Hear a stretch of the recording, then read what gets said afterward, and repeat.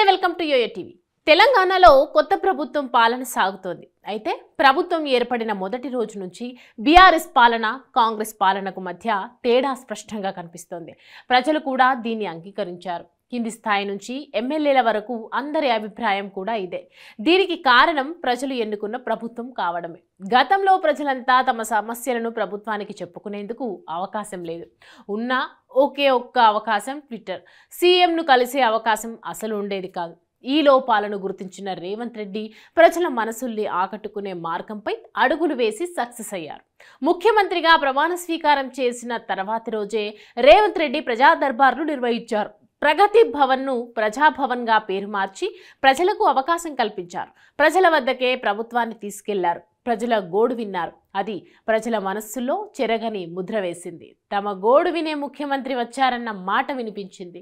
సామాన్యుల్లోనే కాదు, ప్రజాప్రతినిధుల్లోనూ అదే భావన. శాసన మండలిలో ఎమ్మెల్సీ నర్సారెడ్డి చేసిన కామెంట్సే కేసీఆర్ ఎక్కడ తప్పు చేశారో రేవంత్ రెడ్డి అక్కడే దిద్దుతున్నారని అర్థమయ్యేలా చేసింది. ముఖ్యమంత్రి అసలు ప్రజల్ని కలవాల్సిన అవసరం ఏముందని కేటీఆర్ ఎన్నికల ప్రచార సమయంలో వాదించారు.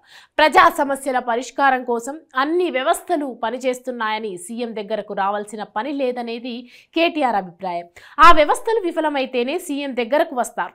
ఆ లాజిక్ కేటీఆర్ మర్చిపోయి తాను తెలివిగా సమాధానం చెప్పాననుకున్నారు. కానీ అది ఎంత తప్పో ఇప్పుడు ప్రజావాణి కార్యక్రమానికి తరలి వస్తున్న ప్రజల సంఖ్య నిరూపిస్తోంది. ఒక్క ప్రజలకే కాదు, బీఆర్ఎస్ సర్కార్లో అతిపెద్ద లోపం ప్రజాప్రతినిధులకు సీఎం అందుబాటులో ఉండకపోవడం. ఇప్పుడు రేవంత్ రెడ్డి ఆ లోపాన్ని తన పనితీరు ద్వారా చక్కదిద్దుతున్నారు. గత 10 ఏళ్లుగా ఏం కోల్పోయారో అది మళ్లీ కల్పిస్తున్నామని ఆశలు రేపుతున్నారు. రేవంత్ రెడ్డి సీఎంగా బాధ్యతలు చేపట్టిన 12 రోజుల్లో 4 సార్లు ఆయన కలిశాను.